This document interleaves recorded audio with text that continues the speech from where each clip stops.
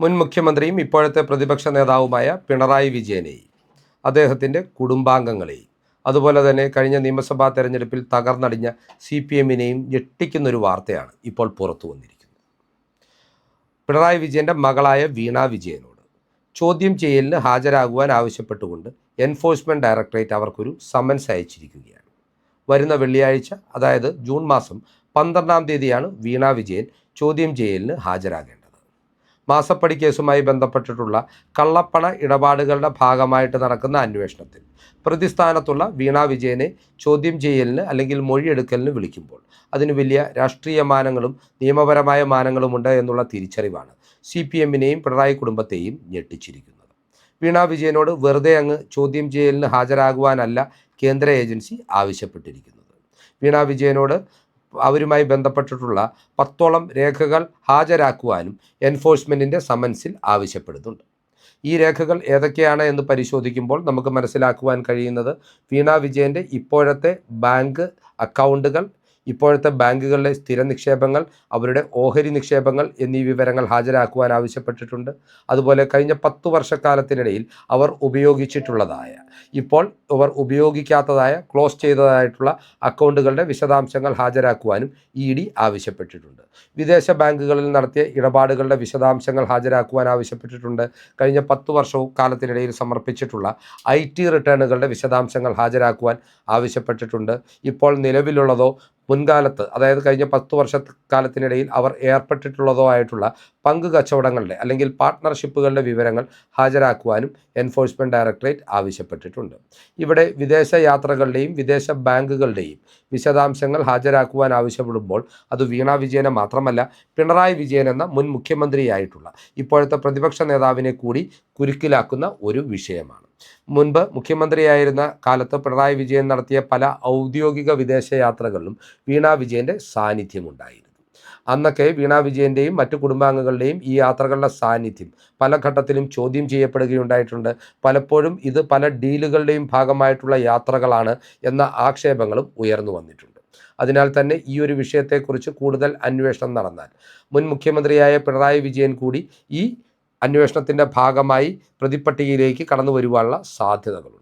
അതുപോലെ BJP നേതാവായ ഷോൺ ജോർജ് കഴിഞ്ഞ ദിവസം മറ്റൊരാവശ്യം ഉന്നയിച്ചിരുന്നു. അതുമായി ബന്ധപ്പെട്ട് EDക്ക് ഒരു കത്ത് കൈമാറിയിരുന്നു. വിദേശ ബാങ്കിലെ വീണയുടെ ഇടപാടുകളെക്കുറിച്ചും വളരെ കാര്യക്ഷമമായ ഒരു അന്വേഷണം ആവശ്യപ്പെട്ടുകൊണ്ടാണ് ഷോൺ ജോർജ് എൻഫോഴ്സ്മെൻറ്റ് ഡയറക്ടറേറ്റിന് ഈ കത്ത് നൽകിയിട്ടുള്ളത്. ഇവിടെ മറ്റൊരു പ്രധാനപ്പെട്ട കാര്യം കൂടി നാം മനസ്സിലാക്കേണ്ടതുണ്ട്.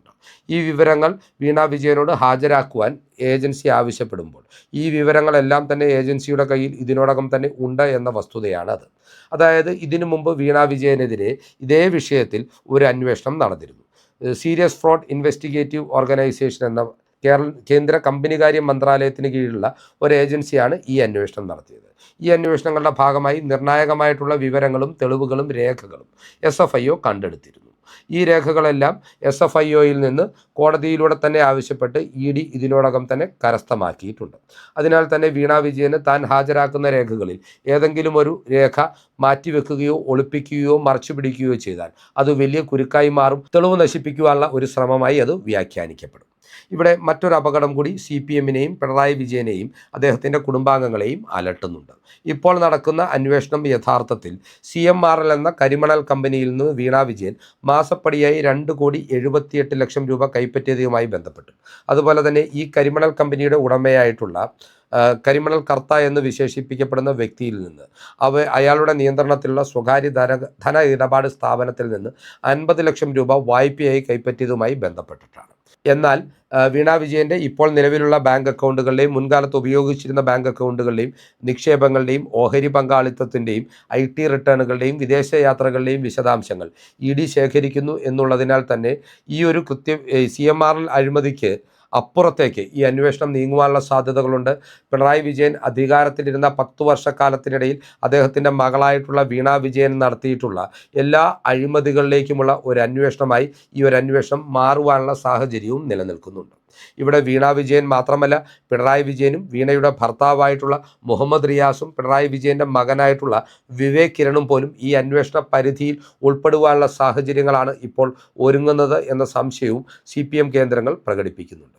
ഇതിനെ ഏതെങ്കിലും വിധത്തിൽ രാഷ്ട്രീയമായി പ്രതിരോധിക്കുവാനുള്ള ഒരു ശേഷി ഇപ്പോൾ CPM-നില്ല എന്ന യാഥാർത്ഥ്യവും കൂടി കൂട്ടിച്ചേർത്ത് വായിക്കുമ്പോഴാണ് ഈ പിണറായി പ്രതിസന്ധിയുടെ ആഴം നമുക്ക് വ്യക്തമാകുന്നത്.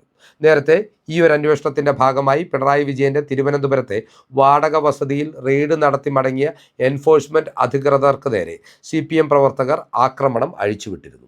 അവരെ ആക്രമിച്ചതുകൂടാതെ അവർ ഈ റെയ്ഡിനെത്തിയ, അതായത് ഉദ്യോഗസ്ഥരും അവർക്ക് സംരക്ഷണം ഒരുക്കുവാൻ എത്തിയ കേന്ദ്ര സേന ഉദ്യോഗസ്ഥരും സഞ്ചരിച്ചിരുന്ന വാഹനങ്ങൾ കൂടി CPM പ്രവർത്തകർ തല്ലിത്തകർത്തിരുന്നു.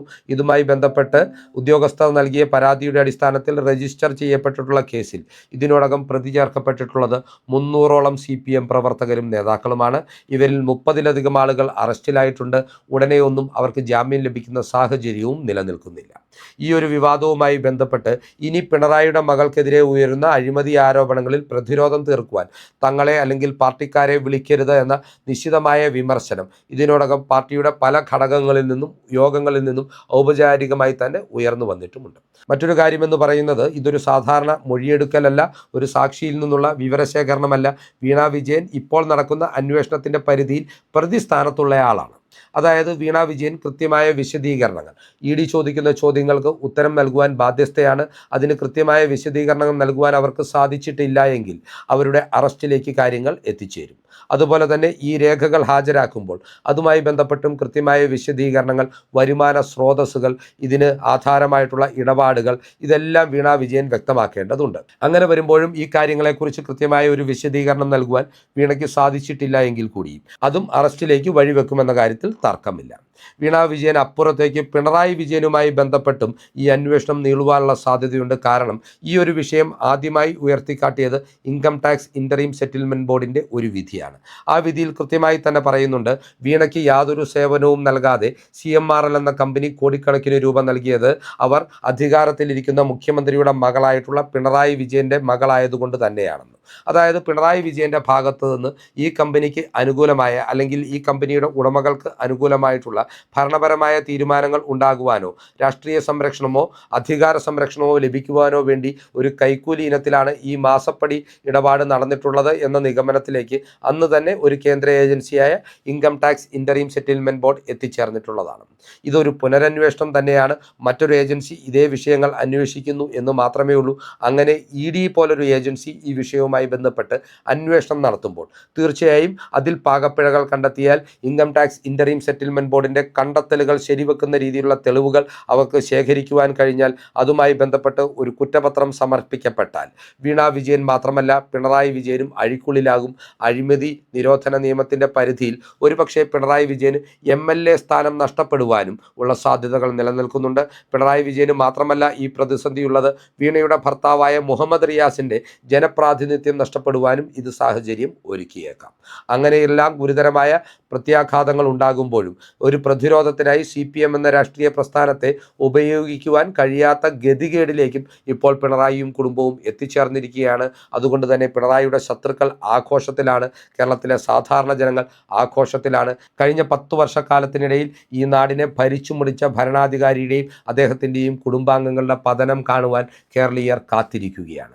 ഈ രാഷ്ട്രീയ യാഥാർത്ഥ്യങ്ങൾ പ്രേക്ഷകർക്കായി അവതരിപ്പിച്ചുകൊണ്ട് ഈ വീഡിയോ ഇവിടെ അവസാനിപ്പിക്കുകയാണ്. കൂടുതൽ രാഷ്ട്രീയ വാർത്തകൾക്കും വിശകലനങ്ങൾക്കുമായി ഞങ്ങളുടെ ചാനൽ സബ്സ്ക്രൈബ് ചെയ്യുക. നന്ദി.